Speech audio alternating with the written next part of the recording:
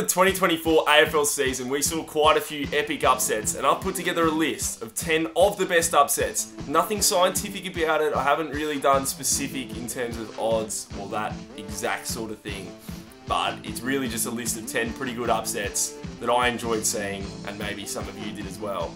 So, without any further ado, let's get into it. Top 10. Starting at number 10, we have Port Adelaide versus Geelong in the second qualifying final at the Adelaide Oval.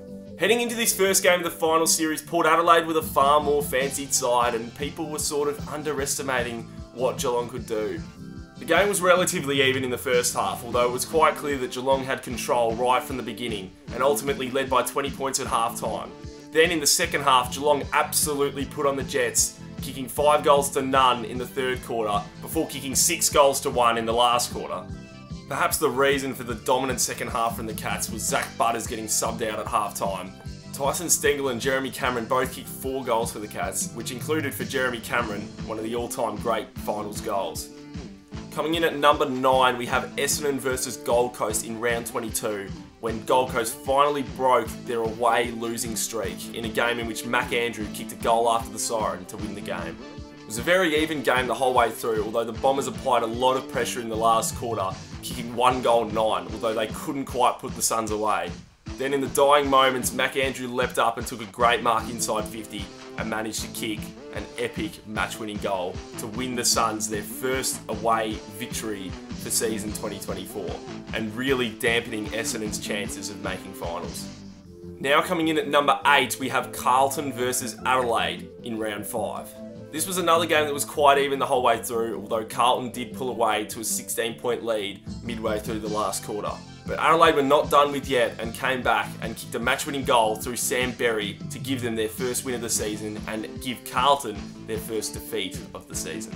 It's quite a significant upset at the time, and just given the scoreboard 14 goals 14 to 16 goals 4, it's quite clear that Adelaide did well by taking their chances in order to win this game. Now coming in at number 7, we have the Western Bulldogs versus Hawthorn in round 8.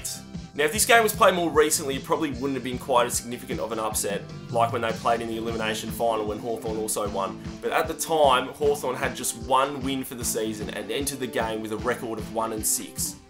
So the Bulldogs were very much expected to get the win and started the game quite well by kicking 3 goals in the first few minutes of the game. Although ultimately from then on, Hawthorn were the better side and put more pressure on the scoreboard and really controlled the game. The Bulldogs led by 5 points at half-time before Hawthorn led by 8 points at half-time and three-quarter time, and Hawthorn led for most of the game. The Bulldogs did then hit the front midway through the last quarter before goals from Jack Ginnivan and James Sicily ultimately gave Hawthorn one of the great upset wins for the season.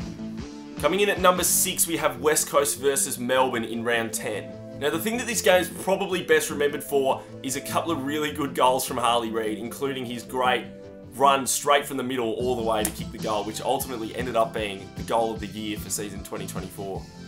West Coast led this game for most of the game and ultimately got away to a 35-point victory over the D's. One of quite a few good home West Coast wins for the season. Coming in at number 5 now, we have St Kilda versus Sydney in round 17. Now this is potentially another one of those games where the favourite didn't really take their chances very well, as St Kilda won 13-6-84 to 11-16-82. This was just a week after Sydney's second loss for the season at home to Fremantle, and it looked as though Sydney were going to consolidate the result from the previous week, as it looked as though they were getting right on top of the Saints, leading by as much as 30 points in the third quarter. Although the Saints weren't done with yet and came storming right back into the game. Sydney did still lead then by 19 points at three-quarter time, before the Saints then came storming home again in the last quarter, ultimately winning by 2 points in the end. Logan McDonald for the second week in a row had a chance to win the game for the Swans, having a shot with just a minute to go in the game, although he couldn't capitalise and ultimately St Kilda had what was probably their best win of the season. Now coming in at number 4, we have another Sydney defeat, this one coming in round 3 as their first loss of the season, away to Richmond at the MCG.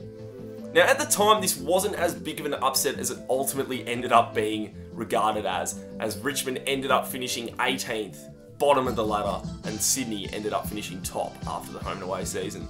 And for more than half of the home and away season, Richmond were the only team that Sydney had lost to.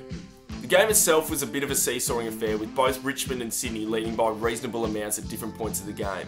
Though ultimately it was Richmond who found themselves in front at the end, winning 11-16-82 to 11-11-77, winning their first game of the season and handing Sydney their first defeat of the season. Now coming in at number 3, we have another Sydney loss, which is their loss at home to Fremantle in round 16. Now this loss occurred in between the two previous losses we've spoken about. Now this result was a massive upset at the time. Freo were going quite well, although this was off the back of a 10-game winning streak for the Swans, and they were well on top of the ladder with a record of 13-1 heading into the game. In the few weeks leading up to this game, Sydney had become known for starting games not so well and then working their way into it.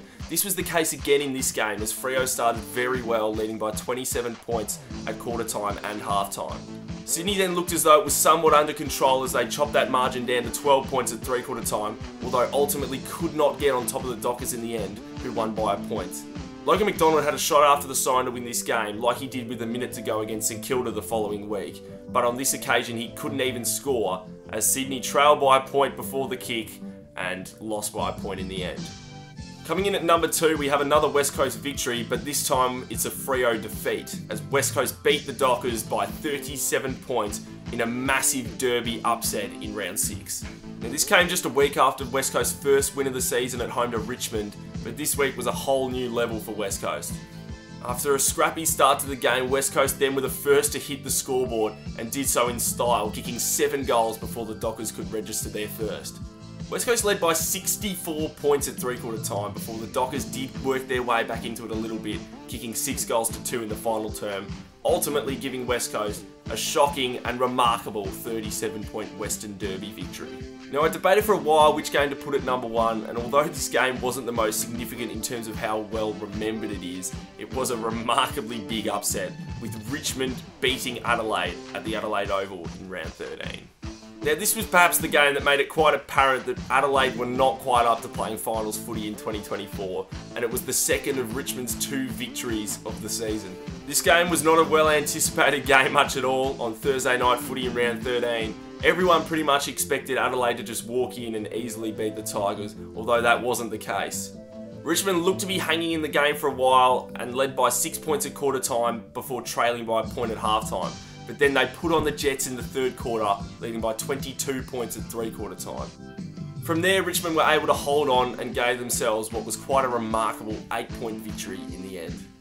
Having played a bit better footy in the past few weeks, this ultimately was a massive boost for Richmond, and they broke their 8-game losing streak with this win.